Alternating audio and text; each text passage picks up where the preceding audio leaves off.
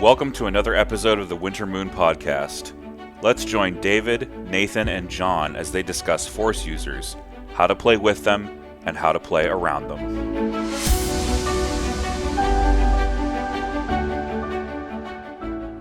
So I had asked a question about Force powers and their interaction with objectives. So like we were before we hit the record button, we were talking about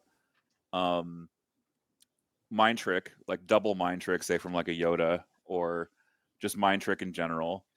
And we were thinking like, how is it possible to mitigate that play? And is there an out if you don't have an activation afterward? And I think John brought up guidance recover from Lando. That was one thing that we talked about. There are several guidances out there now, right? It's not just Yoda anymore. Lando can guidance recover. There's an Imperial that guidance vehicle that's not relevant for this. Is there a third guidance commander out there now? I think there's only two that can guidance troopers. Yoda and Lando. Okay. Yeah. Okay. Yeah, so guidancing off of Lando is really clutch in this situation. Yeah, I mean, half the time, maybe you get, maybe you need to reach an objective and you get panicked first. And so you do your rally step, you're still panicked, and now you lose this impression you're not panicked anymore because, right, you strip it away, but now you haven't reached the zone. Guidance still solves that issue. And that's one that's actually more analogous to vehicles because, say, you get like ioned and broken and you lose both your actions, guidance vehicle, it's like, all right, I'm still going to get my Gav tank onto the objective, even if you ioned it and broke it. That would have been really handy in my game at the India Open because I had about an AAT that broke because Anakin saber throwed it. Or saber threw at it, and so my AAT broke, and I couldn't get that second move I needed to skip over him. I was playing as Kyle Campagna, and he's really good, and he positioned his. We had this. It was breakthrough, and the position of the POI had like a height 2 building right next to it, and so that height 2 building plus Anakin moving himself into a very particular spot prevented my AAT from landing anywhere that it could contest the breakthrough POI. So he had this really great maneuver, and that break really sunk me because I needed that second move to like skip past Anakin and get to the other side of the POI. So breaking me really hurt me in that instance, and guidance would have saved my life there, or saved my my chances of victory. I mean, the lack of displacement, so they took away displacement, but made vehicles able to score, and it's honestly I didn't like that displacement's gone. But like considering it's a nice balance between them, because the biggest reason not to take vehicles before was that they couldn't really contribute outside of like the bombing run kind of things and key positions. But nowadays in 2.6, they contribute to every objective, and then the displacement just reins them in. The lack of displacement reins them in a little. Now, where I find them really useful also, since we're speaking of force powers and how they interact with objectives, you can't really force push a vehicle. Yeah. Huge advantage. Yeah. When we were spitballing before hitting record, we were talking about recover the research, how that's one of the objectives that's more difficult to crawl your way back from a deficit because, whereas with other objectives, let's say you're behind on points because you took some lead on attrition. And if you're securing the objective right, you can just flood your own units. If you have more units than your opponent, you can just flood them onto a point and you can take it back from them. On recover the research, all they need to do is contest, right? And it's spread across the whole board. Yes. Right? So you need to have, 4, basically you need to be able to say 3 different spots at least, right? If you're trying to crawl back from a deficit, to where your opponent can't have any units on there. Now, if you're the other guy, and you just throw a trooper onto a unit, or a trooper onto a POI at the end of the round, and I've got Dooku, I'm going to force push you off, and so that's makes it a lot easier to do something like recovers. You can just move them off. There's no dice variance. There's nothing like that. Vehicle, the only way to get it off is to kill it, and vehicles usually have armor. So they're, typically hard to kill. As we were talking, I thought of there's exactly one. I can think of exactly one way to move a vehicle, and that's Vader's Might, and it has to be a support. Yeah. It can't be a heavy because you can't Vader's Might an ATST off a point. You should be able to. I know it's kind of anti-theme, but it is what it is. It's like the one good scene in Kenobi, right? When he like rips the ship down. Yeah. Or in Rebels when he's like, what was he throwing an ATDP or something like that? There was a scene I think in Rebels where that happened. Yeah. And the card art shows him, I think, doing that. But again, it was one of those things where like the card art was made before the game balance decisions were made. So I think him and Yoda should both have a way to move heavies, like command card locked or even upgrade card locked to those two units with the X, the one-time use. The expend, yeah. Expend. If Yoda's doing it, it takes his entire activation because he has to do it really slowly with his eyes closed. But it can be two of them. I don't know. I don't know. You can move anything. Move every unit in your opponent's army. It is very slow. That's right. I don't know how you thematically make that worth it. Yeah. No, I'd support it though. It seems to fit the canon. Oh yeah. I mean, I'll take any Yoda buffs at this point. Yeah, so I 20 guess points not enough. Never enough. Never enough. Needs to be 130. Yeah, we were talking about like thematically. I think we shouldn't talk about countering force powers. I think maybe that we've organically stumbled upon is that a lot of what force users do, not just their abilities, but also their game plan, is often about affecting other trooper units. So, I mean, sometimes they can get into like the side arc of a tank and they can literally just slash the crap out of it. But that's not typically what you're doing with your force users, right? So, vehicles generally, they can be a good. I don't know if you call them a counter, but it's definitely not like what your opponent is liking to see across the field. If they've got a Vader or Luke or a Dooku, it's like I want big, meaty red save core that I can dive into. Yes and no. I always love throwing lightsabers into armor because you have like the highest return rate. A lot of them have surge crit and they have high impact, at least like impact 2 and 3 in most of them. And you're pierced, so you're guaranteed to get it through. Like a lot of these have ways of hitting twice as well. Son of Skywalker, Implacable. Yoda's swinging twice.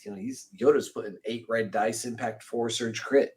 In one turn. I'll just say I was being a big jerk with Asajj at Indie Open and using Jarkai on Saber Throw to generate crits. You can't use Jarkai on a throw. You can't? Oops. My bad. David cheated, everyone. I cheated. I'm sorry. Rip. No perfect game of Legion was ever played. Is Jarkai's melee only? True. Okay, I thought you could Jarkai Saber Throw. Yeah. Well, yeah. So if you can, if you can get your Jedi to the vehicle safely, certainly if you can get them in the side arc, you rip out a Son of Skywalker or something in the side arc. It's gonna do. Well, they're so much easier to get in safely now that Deflect's always on. That's true, unless you're in AT. So that's an interesting point, right? Deflect being always on. This is a little sidebar. I've always thought that so previously, if Deflect was on, you were like, I'm never shooting this guy because I'm going to take X wounds back, and X being equal to the number of surges, right? Right. But now the Deflect is always on and it only does 1 wound. It's like, awesome. I expect to take 1 wound here. I would love to do 2 or 3 wounds to your Jedi. So it's sort of like the incentive is reversed.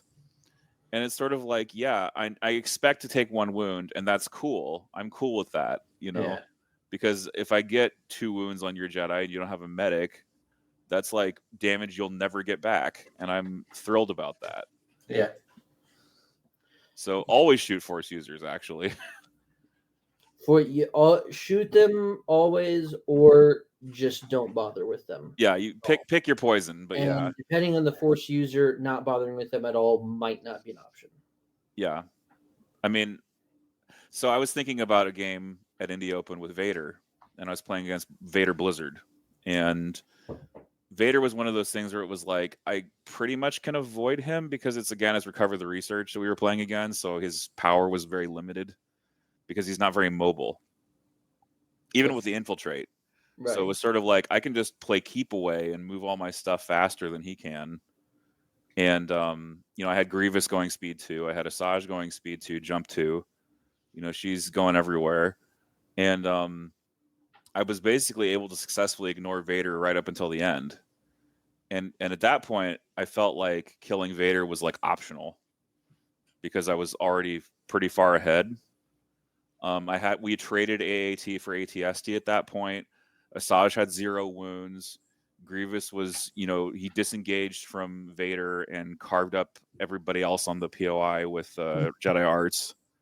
So it was kind of like, I could go in there with Asajj now and kill Vader if I want to, but it's not relevant, other than to break my opponent's morale and make him concede. But that was the only like reason to do it. And I mean, I did it because it's like, yeah, this is fun. I'm just gonna go show you how I kill your 250-point Force user with Asajj. Yeah. So one thing maybe I would highlight from what you're talking about, sort of some tactics that are maybe implicit. Mm-hmm. What you're saying is that you counted the VPs. Yeah. You understood what Vader was capable of doing as far as the scoreboard, and it wasn't enough to tip the balance. So you put your attention where it was more useful. Yeah. I think that's where people tend to get tripped up against Force users, is when they miscalculate that. Is when they're like, oh, this guy's got a Dooku, he's got a Vader, he's got a Luke, but I've got way more stuff on this POI. It's closed the pocket. I'm going to win this. And then the Force user does something that they didn't expect, and it really, flips the POI math around on a dime. That's where you can get into trouble against Force users if you're not being really careful, particularly if you're thinking about the next round. It's really worthwhile to make sure you know the command cards of all these guys inside out and think before you start your turn, okay, if I were this character, what command card could I play to do maximum POI math havoc? I think, so in the past, the fights used to be pretty centralized, and the lightsaber users would have a big impact because this right here is the spot that we need to control. The rest are freebies. But now with these primaries in 2.6, you're often on multiple fronts. There's multiple POIs that aren't moving, or they're moving a little bit with shifting priorities. And it's very hard for most Force users to influence more than one of those.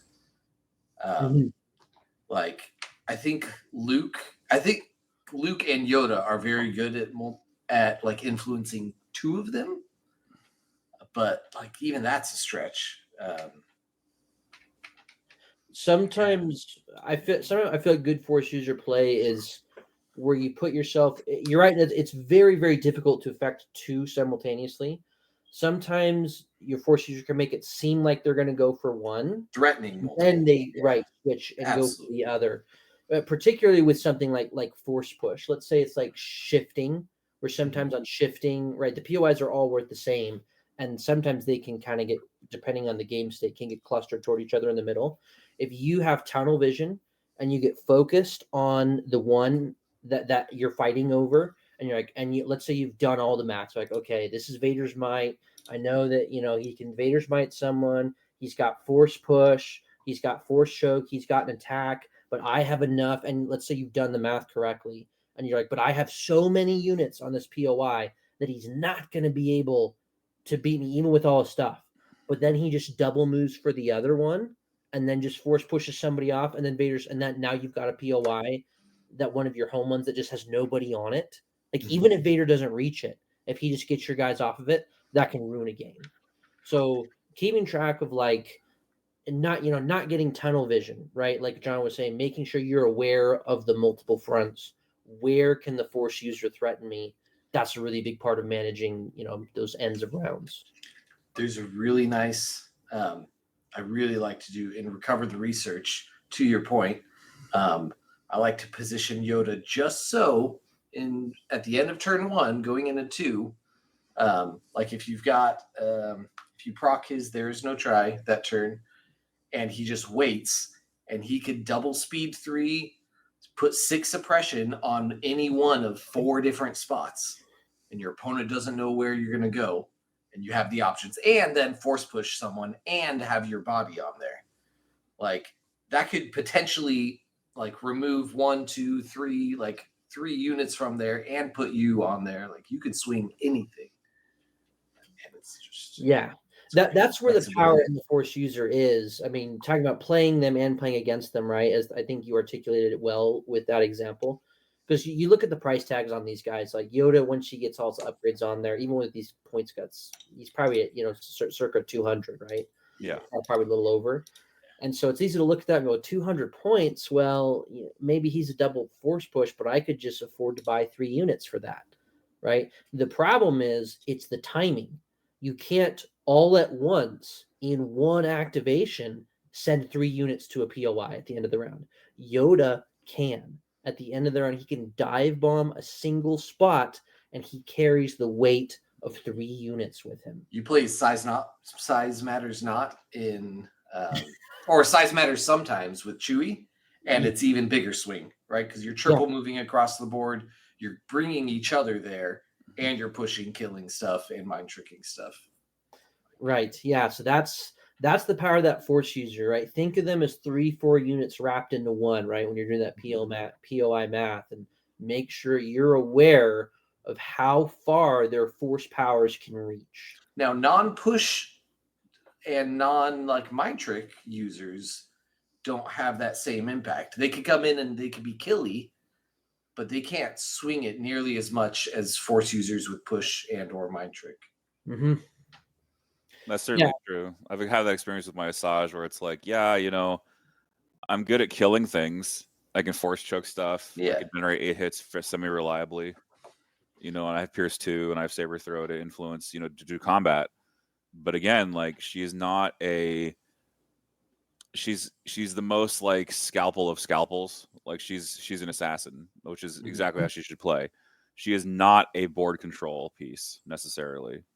She is more like I'm going to trade, or I'm going to kill a high value target in the enemy army, and I'll let the rest of the army function to do the capturing and the board control. But like you say, there's like styles of force user basically, and Yoda is definitely like a board control force user along with Vader.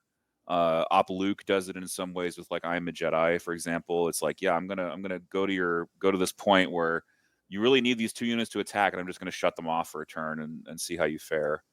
And then, of course, Luke could mind trick as well. So, Luke even has like a mini half push with his disengage, right? You could play with people's movement by engaging a non-unit leader and have them snap to you, then just walk away.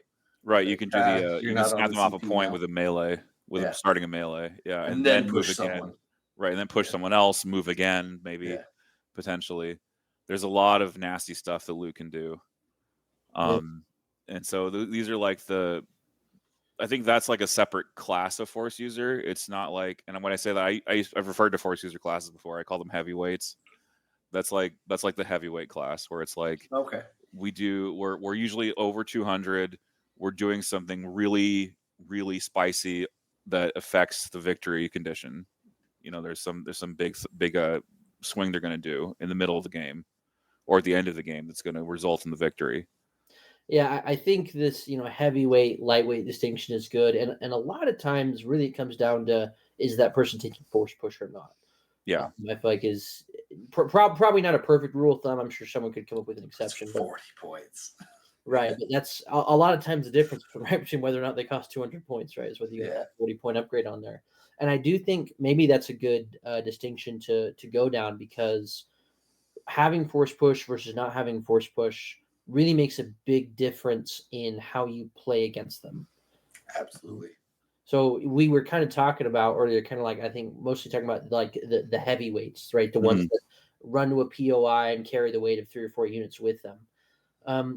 How do we go about stopping the heavyweights? Somebody like an Asajj that only costs half as much. So she doesn't need to be as impactful to get her points back as the opponent how do you want to deal with somebody like Asajj? She's 5 health, right? Yeah, she's low health. You could throw Dooku at her. That is something that happens. Dooku is actually really good at countering her because he has cunning and Makashi. Okay. So he is not what she wants to see, because he will always win priority and always just nuke her. Like there is no way out for her. She'll have one surge from into the fray. So good luck, Especially if you've taken damage on the way in, you are hosed. Like there is nothing you can do. The other way to do it is to throw chaff at them. So if you're a CIS player and they don't have push and they don't have choke, throw B1. You throw B1 at them and you let the card try to cut their way out. Like that's the only way out for them. Or they can run away, which is also bad. It's the worst because then you tie them back up again and you just walk back into melee. Nothing. Yeah, any core you have that's not, ideally it's not a core that you've invested a ton of points into, right? It's not like even if you did, is it 130 points you invested? Probably not. Right, probably not. But I'm thinking even things like maybe like Rebel Troopers with an SX-13 or something, right? It's like 5 wounds, it's 53 points. But if you double move into her, even single move and then punch, you're generating dodges on the way in, right? So she's not going to one-shot you. Almost certainly not, right? Nope. And I think that's like, when we talk about tying up force users, specifically the ones that don't have force push, tying them up with chaff, it's like the ideal is tying them up with something that they're not going to one-shot. So like, again, B1s are great because they have 6 wounds. Rebels and pikes are good because they generate dodges. I don't know who's going to have naked pikes, but maybe whip pikes or something. I've seen people take those. So anything that's not going to get one shot that is not super duper expensive. I'm smirking because Nathan, you're bringing me flashbacks of, gosh, what year was it? Was it 2000? Was it 2019 when Tauntauns were introduced and everyone was oh my god, my Luke can't do anything against 3 Tauntauns because they have 2 dodges each and 8 health, and I have no hope of carving my way out of this, and they have ram and I can't survive because I don't have deflect and melee. Was that before Op Luke? That was way before Op Luke, yeah. Okay. Yeah, Op Luke didn't come out until later. When Op Luke and Tons were active, when Tons were ruling the world and Op Luke was introduced, then it was like manna from heaven. It's like, oh, this great Tauntaun, you think that he's gonna hit me? No, go kill this guy, and then I'll deal with you after. With Surgery Master as well. Yeah, but the same theory applies, right? Is that this idea that lots of health, dodge generation. Yeah. Also things that are immune to pierce are helpful. So like impervious. Let's say things that threaten the mobility of the force user as well. Whipcord, Corellian Spike now. Heck, even Grogu on a 1 in 6. I've seen that happen. Where Grogu pins a force user, and that force user is very sad. Cad Bane, absolutely. So that's someone we haven't seen much of lately, but did go 4-2 at Indy. Thank you, Joe, for going 4-2 at Indy with Cad. He went 4-2 with Cad Staps, which is a really left field list. Staps are good, man. Yeah, they are. They're better now. They have strike and fade, and they have 70 points. Yeah, they were already good. People were just sleeping on them because decos were really cheap. Yeah. Now they're the same price as decos. Yeah, all the support options are roughly the same price now, so you can just pick and choose which ones are. Or I say roughly because it's like decos are 67, they're still bottom of the pile. 70. Yeah, engagement flamers is 68. And then you have the high tier, you have the high cost options like Ion Spiders with Attack Protocol, which is like 88 still. I do still like those. They're still good. I think that's like the most expensive CIS now is Ion Spider with Attack Protocol. Yeah. It's expensive. It's expensive now relative to the other options. Launching very consistent pools at range 4 is pretty addictive. Yeah, you have to pay a premium to do that. Critical and Ion. It's like, oh man. Yeah, come on. So you brought Aquatroids? Guess what? They're not going anywhere. Yeah, CIS doesn't need E-Webs. We have the best E-Web, which is a droid spider with a ion blaster. Yeah, it's the E-Web. Yeah. Yeah. We don't need emplacements, which I'm sad because I want sonic cannons because then I can give them dug in and be mean if sonic cannons ever come to the game. Which I imagine they would be something like an FD. It would be a CIS FD if I had to guess. But again, this is all speculation. They're just speculating. Anywho, yeah. So what were we talking about? I just derailed the whole conversation. I'm sorry. We're talking about force users that don't have force push. I think we've talked about oftentimes these tend to be on the more fragile side. Can we call Grievous a force user that doesn't have force push? That's what he is, right? Yeah, he is. He's in this category of unit. Yeah. Grievous is so good. He has disengaged now, though, right? Yeah. Well, he has disengaged from not on his card, but the one pip has always given it to him. Oh, okay. Yeah, I thought he got it on his Grievous has card Supreme now. Commander now, which is ballin', and I'm gonna take we're gonna take a detour down Grievous Lane for a second because I want to talk about this. Yeah, all right. Okay, Poggle the Lesser and Sun Fac got dropped to 55 each.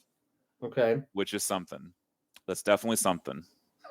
And I don't know if I don't think I'm the first to come up with this or to realize this, but Supreme Commander doesn't require Grievous to issue the order. It only requires a face up.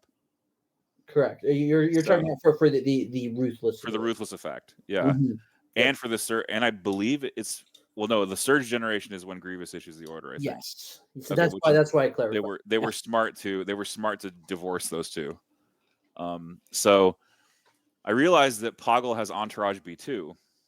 And so if you are able to issue orders to B2s and Entourage B2s, suddenly you have 3 ruthless B2s with surges, which is disgusting because it means you basically give 3 B2s the equivalent of steady at the cost of a wound. And doesn't Sunfuck have direct Geonosians? You can direct Geonosians too. Yeah. So in theory, 4 ruthless core. Yeah, in theory, you can have 4 ruthless core suddenly at the top of the Supreme Commander. So Poggle and Grievous go really well together, and it's a combination I would like people to try because I think it's pretty staggeringly good, especially if you put Aquas to block for Grievous, and your Geos. Like an Aqua on a flank with like a Mega Geo behind it is so nasty. All right, since we're going full rabbit hole now, and let's go. We abandoned our topic. It's fun. I want people to try. I would do if I had more time. B1 squads with rad cannons, but the same, but Grievous. Okay. Yeah, ruthless. So 13 B1s and a rad cannon with surge tokens, and you can double move and then shoot. You get a range 4 threat range with 2 reds, 13 whites with surge tokens, and poison. I love it. I mean, the thing is, it's not that expensive. That's what's crazy. Yeah, how much is that? A B1 squad. Is it cheap? It's like the same price or cheaper than the base unit. I think it's the same price. That sounds correct to me. Yep, same price. So 76, and then the rad cannon's dirt cheap. While we're getting this together, I'm gonna do a game. We're gonna do a game show called The Price is Right at some point where we're gonna guess the color. We're gonna say, is it over or under this number? Guess the price. Is it over or under 70 points or whatever? Yeah. And then that'd be kind of a cool little thing to do. But anyway, Nathan, you were saying it's 92. 92. So it's not cheap. No, but it's got 14 health. Yeah, it's got 14 health, and it throws 15 dice, and it's got poison. So for reference, the Rebel Fleet Trooper squad with Scattergun, big squad, is 18 white and 2 red for 107, 10 health, so 4 less health, but a few more dice and a few more points. Surges both ways. Yeah, with charge. And charge. Yeah. I mean, fleets are so. Here's the one advantage B1s have over fleets is courage. Fleets get shut down. Now the squad helps, but it's not foolproof. If you're relying, no, you need Lando to strip your suppression. guidance, standby, something from land. Right. Guidance move. It's like you can shoot the fleets, and if you need them to roll the suppression off, guarantee that's when you won't. It's just when you most need it. So that's, I would maybe say, is the big advantage to the B1s over the fleets. That, and it's they can also shoot 14 white dice at range 3, which is not fantastic, but it's not nothing. I mean, that's 3.5 hits on average, with like 2 of them being crits. So it's like, yeah, that's nice. I mean, the trick is passing the poison through the cover, right? Mm-hmm. And then it's up to your opponent's defense dice. But I think the poison is really, it's something. It's not Pierce, but it's definitely worth its weight in points. Especially because you're paying what? You're paying 50. You're paying 15 less for the B1 squad than the fleet at 107. Yeah, because it was 107 to 92, right? So. Yeah. Well, and poison works on Force users and Jedi. Yeah, does not. It's a big deal. That +1 wound is huge. It gets past Pierce immunity, like you were saying. And we made it full circle back to our topic: playing against Force users. There you go. Love it. Intentional, maybe. Yeah, I'll leave that for you to decide. Yeah, not a lot of great sources of poison in the game. Maybe B1 Rad Cannon squads. Maybe that's the one. Yeah, is there still a BX poison? Yeah, there's still. It's hard to compete with Magnas in what's essentially the same role, right? Which is like a melee role, just because they're squishier. But the offense is there. If you give them swords and you have the Sonic Cannon guy, I mean, I think they're going to throw like 11 dice in offense. Surging with actually a pretty consistent pool. There's a lot of red dice in there. And then you throw the poison on top of that. It's like just their melee attack is quite impressive. Yeah, I was about to complain about the PK being 22, but I can't really complain because the clone medic is 20. And you're getting 2 charges. And why is the Separatist medic still so cheap? I'm gonna ride that. I'm gonna ride that pony till it dies. 14 points for 2. The Separatist medic is more expensive than the other units' repair droids. That's true. That's true. So they can heal their Force users. I can't heal my Force user with the repair droid, though. But you can heal your tanks. Which but we don't have to heal tanks. Dude, heal your buses. Here's the thing, though. Yeah, I can heal my bus. Door Gunner. Yeah. Door Gunner, I think, has made a lot of things good. We're going fully off topic now. Okay, let's do it. Consistent. Door Gunner wants surge hit. So Gav tanks. Mm-hmm. Yeah. Gav tank with the Hammers pilot and the Door Gunner throws 12 surging dice. Big side arc. Right, it's got a big side arc, and the repair bots are 9 points in Empire. Yeah. So if you run double Empire, Door Gunner, Hammers pilot, Gav, and you spam repair droids, for sure, that's crazy. For Empire, it's great. Yeah. Rebels are like, That's because the Rebels are filthy terrorists. Heal my buses. Haven't you seen Andor? Those Rebel guys are terrible. They're causing all sorts of civil unrest. Hey man, they took the Gonk droid away from us, so we gotta use what we got. That's why I'm using the CIS medic so much, is because it's 14. It's like 14 points. Of course I'm gonna take it. It's perfectly timed too, because of the B1 7-point chain. Health. Could you imagine 7-point health for Yoda? Yeah, I can imagine. That's why you guys don't have these medics. Yeah, but I'm glad Grievous does. Yeah, jeez. All right, I'm not salty. Anyways, no, not at all.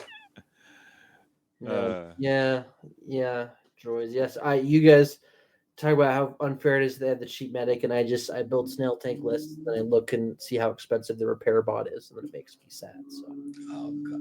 It's two. Like honestly, every 20. When did it feel good? It felt decent and okay when the medics were like 18 to 22 points for 2 charges. Fine with that.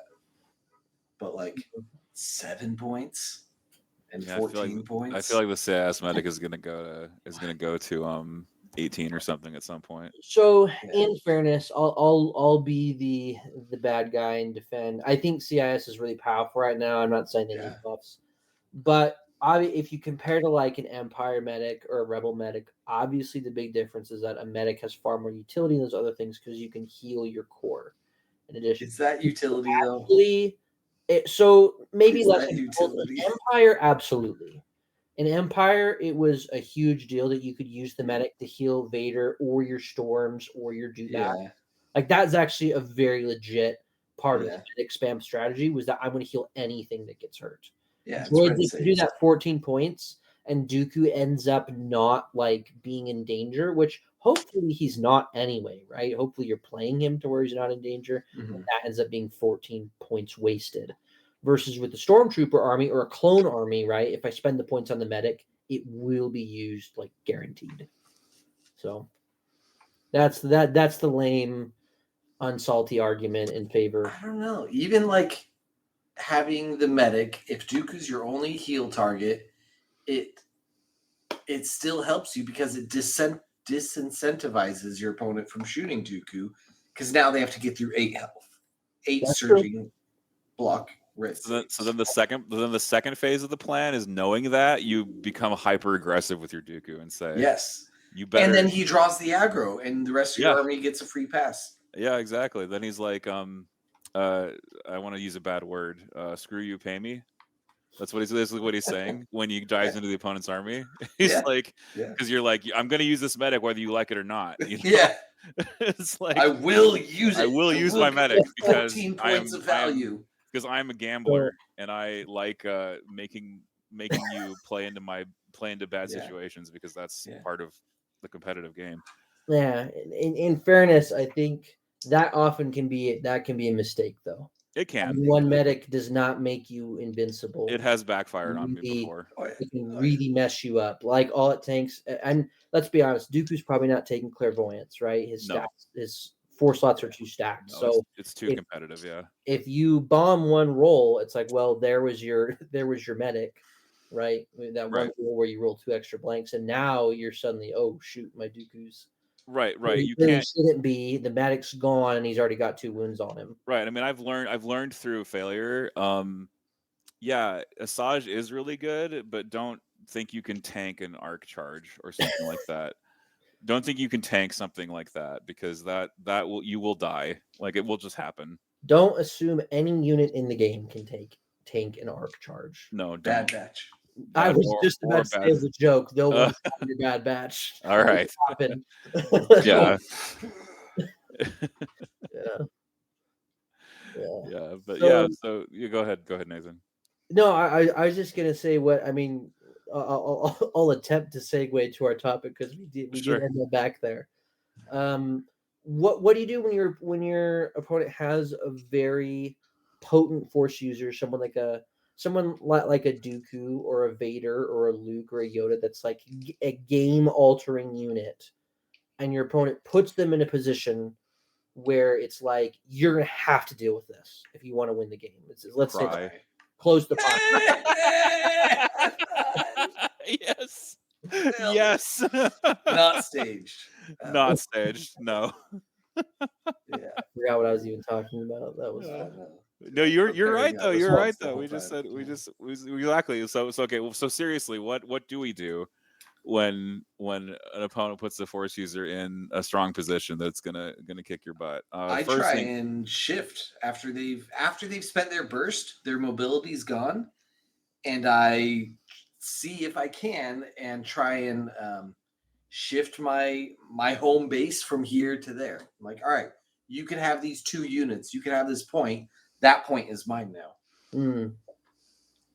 Like try to minimize the minimize damage.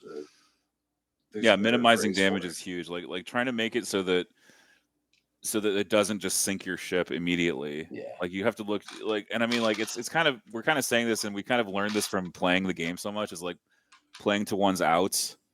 Mm-hmm. So it's sort of like, okay, they've spent this resource, because there's always a question of resources unless you have like Master of the Force 2 or something. It's like there's this resource that they've spent, and now I have to compensate, or now they'll be less potent. Or like say they've played Luminous Beings, like okay, I don't have to worry about that command card for a couple turns, in all likelihood. or they play on I'm a Jet. It's like, okay, this is happening, but if I don't take too much damage from this, I can come back. And so there's a lot of like just trying to mitigate and try to make the game less about what that force user is doing. I think that's a huge plan in terms of just like shifting the game to a different objective, like John was saying, or trying to make it so that they've sort of blown this resource on doing something in the game, and you're like, okay, well now I'm going to make the game not about that thing. Yeah, no, that's a really great answer from both of you. I think this is I was playing. I had the revelation over the course of a couple games, but I think it was when I was playing Austin, and I almost lost because we had played. Is it Recon Mission, the one where you give a unit a token and they have to have 2 other units at a certain range of them? Yeah, that's Recon Mission. And I had Dooku, and I had my Recon Mission, and he had his Dooku. And that was the game where I realized I did not actually want Recon in my deck, because I had sent Dooku to where his Dooku was going, and some Aquas and some Magnas and some stuff. My Dooku ended up chewing through a number of things, but then he just took all his stuff and he left. He ran away from the point.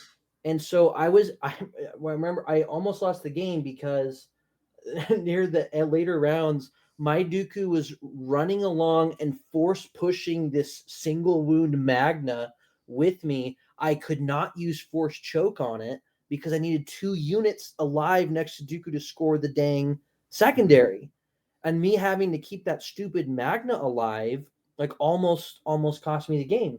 And so this is a thing that that he did that was really smart, that you guys are talking about. Like if a force user goes to an area, and if you can, if the guy controlling it, like I did in that case, commits a little bit too hard, your force user, right? They want to be in the middle of your opponent's stuff. They want to have 5 units around them at all times, just so they can always move on to the next meatiest, most impactful target. And so if you leave them with nothing, particularly guys like Dooku or like Commander Vader that are really slow after they burst, they can just end up not mattering enough, because those heavyweight force users, those 200 plus point price tags, they can do a lot, but they have to do that in order to earn their points back. And so if you can get them to a point where maybe they kill 2 units or whatever, but then they spend the last few rounds just sitting on a point in the corner, not force pushing anything, not swinging at anything, your opponent's not getting their money's worth. This brings me to a couple of things. One is being red, so you can pick your objective deck. Like, I think that's kind of huge. Like, a lot of people who run force users are going to try to run like Close the Pocket, or they're going to try to run. Choose the deck. Oh, sorry. Well, red gets final. Red gets final veto. Yes. Yeah. Okay. So red having final veto over primary is kind of huge. Yeah. So if you veto your way into a spread out objective, I think that's crucial if you're trying to fight against a force user. Oh, for sure. That's like a pregame. It's sort of a pregame thing to do. It's not really what you can do while you're in the game, but it's like sort of it literally is the meta game, which is like, how am I building my deck? What am I bringing to the tournament? The unfortunate side to that is you cannot give away blue player. You Right. can claim blue player. Control. So you're 50-50 if you even get that opportunity. Yeah, it's a coin flip. Right. Yeah, I guess it's more about something just to think about if you are a red player. Yeah. Okay, I should try to make sure I can use, be conscious of the primary going into that last round, and think like let's say they've got advanced intel on the start for their advantage. Yeah. Like flip it right away. Don't be like, oh, I'm going to flip that with my second veto. Be like, you might want your second veto with the primary, right? There's no reason to let advanced intel sit. Yeah. Almost ever. There's one situation I can think of. This is a little off topic, but there's exactly one situation I can think of that requires you to burn both vetoes as blue. If you've bet on yourself to lose. So you want to throw the game? Is that when you should let your opponent have advanced intel? No, it's when they it's when the vetoes stack up that they can get the 33% chance to redraw it. There's a So you say that's the argument against flipping it first. There's an argument against flipping it first, yeah. What? Wait, what is this? What's happening? So what you can do is if you, let's say they've already flipped their advantage. Right. And so you flip intel, they cancel it. Right? They get 2 chances to flip again, right? So you've canceled their advantage. Now they have a chance to redraw at 33% when they shuffle their deck. Wait, I didn't know they get to draw when their last one. Yes. Yeah, that's how it works. Yeah, you shuffle everything together and then you redraw. Yeah, there's a 33% to hit again. That's wild. Okay. Yeah, so that's sort of the situation I was talking about. If there is that situation where let's say they've already flipped their advantage, so they're on the second one and they're on recon and you're red.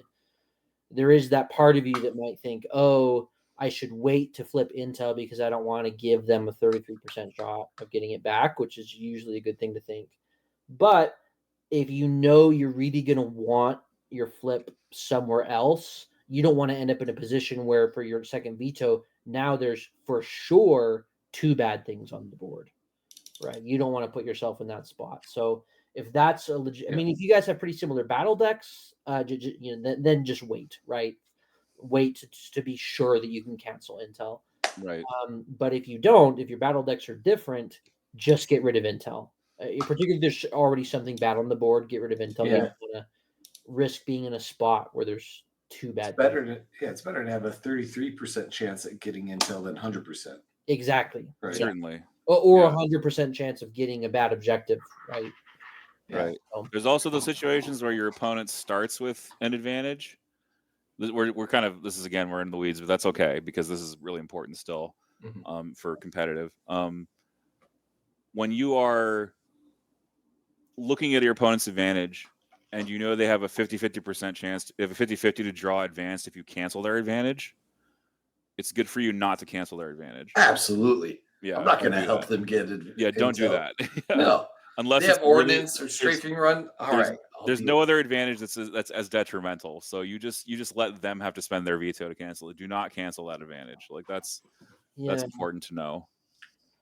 I'll say sometimes ordnance can be really bad.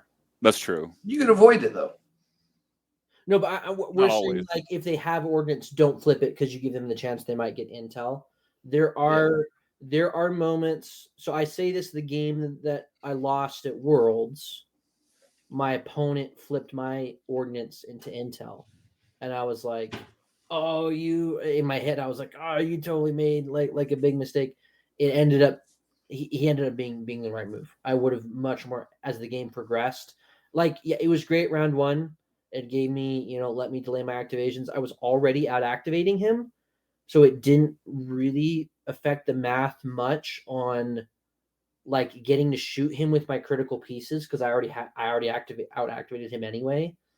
But later in the game, an ordnance could have absolutely been a big deal for me, and I didn't have it because he had double AAT. So I remember at the time thinking that he had made a mistake and ended up beating me. And I think in retrospect it was not a mistake. I think he made the correct choice. So just putting the counter opinion there. I would agree with you 90% of the time. Intel's almost always you don't even want to give them the chance of getting. I think there's been one time that I did not flip my opponent's intel because he flipped into it. I was on my second veto, and the table side was way important. I was like, yeah, that's a good. I have to deal with not getting last activation because this side is going to win me the game. So yeah, I think it did. That's another good example. It's important that players who are like newer to the game kind of understand a lot of the discussion surrounding battle decks, surrounding these things. It's really easy to think like in absolutes and like only Sith still in absolutes. Exactly. So don't do that. You can when we say these things, it's like it's really more like an 80-20. It's good to implement 80-20 rule in this stuff. It's like your opponent having intel, 80% of the time, that's good for them and bad for you.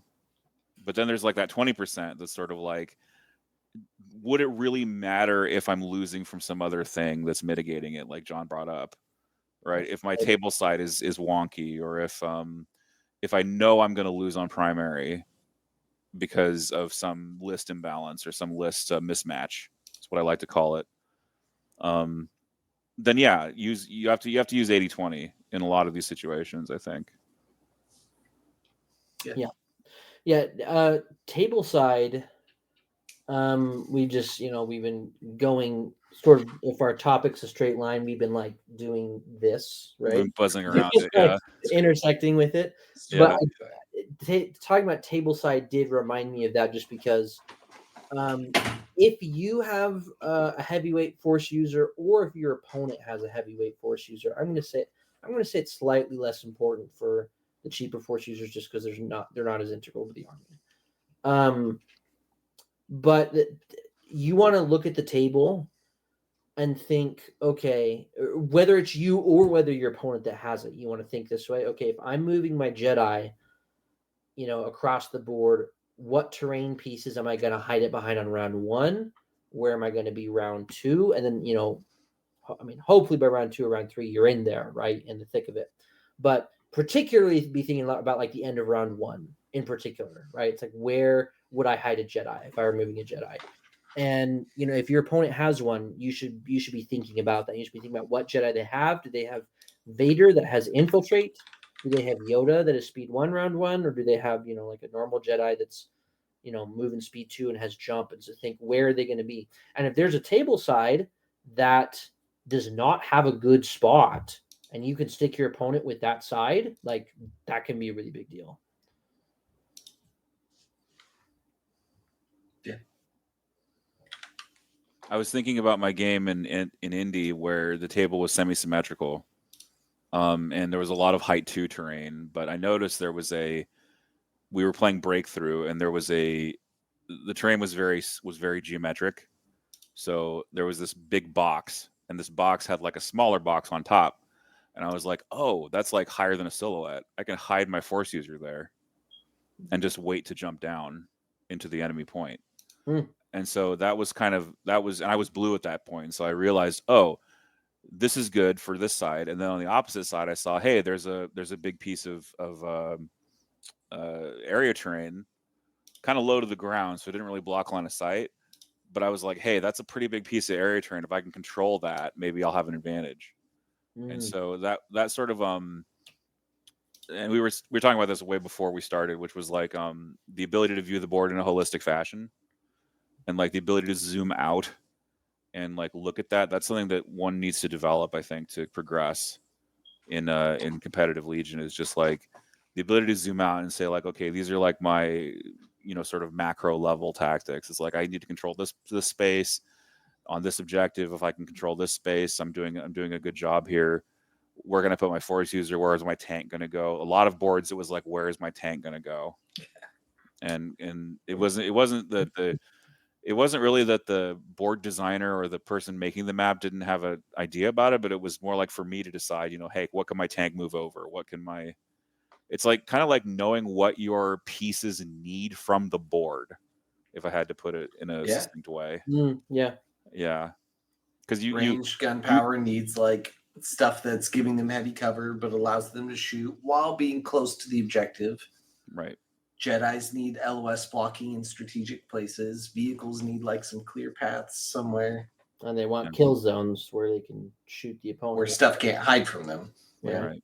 And you cannot, in fact, play whatever you want and move it however, because your opponent will just beat you. Yeah. Like that's just the truth. And I don't see it enough, but like you really need to take a second and look at the opposite side of the board perspective too. Mm-hmm. Like you can't always, or I can't at least, I can't always tell what the approach would be for my opponent from this side. Right. Like it's just so much easier. Just take the 5 steps to get over there and look at it. 5 steps. What tournaments are you playing it? I go all the way around. Yeah, we have to go find these end-to-end tables. That's such a nightmare. Yeah. No, end-to-end tables. Yeah. The last I know it's like 2 GTs I've been to have not had more than 2 tables together. So Most it's don't. easy to walk around. That's smart of them. Yeah. I think. Just go ahead, Nathan. Oh, sorry, nothing. I was just agreeing. Okay, I was thinking some of the best tournaments I've been to, it's always like islands. Yeah. Or it's like, okay, I can lean down and I can really get a good look, and I don't have to guess from putting my head next to my opponent's shoulder to get a good look, because we're all end to end. Or then it just I don't know, for me it kills my back really quickly. Absolutely to do that. Yeah, don't make sure to measure, when you're in that pregame looking at your map side, remember that like range 1 is essentially the same as the speed 2 move. So, use that as your rough measurement of, where am I going to, where is the speed 2 unit going to be able to go? Use those range sticks. That'll give you the idea. Yeah, burst to speed is almost a range 3 stick. Almost. Almost. 16 out of 18 inches. Yeah. When you're trying to think about your own moves, underestimate how far you can get, and when you're thinking about your opponent's moves, overestimate. Yeah. And then just get lucky, like sometimes you just land perfectly out of reach. Like, oh yeah, that's totally planned. Totally. Yeah, I calculated your range perfectly. Yeah, nailed it. That's a different kind of variance, right? Where it's sort of like, did my eyeball catch this, and did I measure this correctly? Maybe it was subconscious. I don't know. Yeah, or maybe I've definitely had games where it's like, wow, I stuck that perfectly. It's like that I did not plan that at all. That is like completely. That is muscle memory. It's got to be. It's got maybe from playing for years. Too many games of Legion. I know. I imagine I've played close to 1,000 games at this point. I've been playing for almost 6 years. More, yeah. Yeah. I've not. I'm lame and I don't play enough. But that's probably overestimating, actually, because I don't get one game a week. So that would have. Yeah, but you go to a tournament and you get 6 games. 8 games. That's true. So you get like one game. You get like maybe one game every couple weeks on average. That's like most people. And then like you go to these tournaments, you get a burst of games all weekend. Yeah. And then you like progress.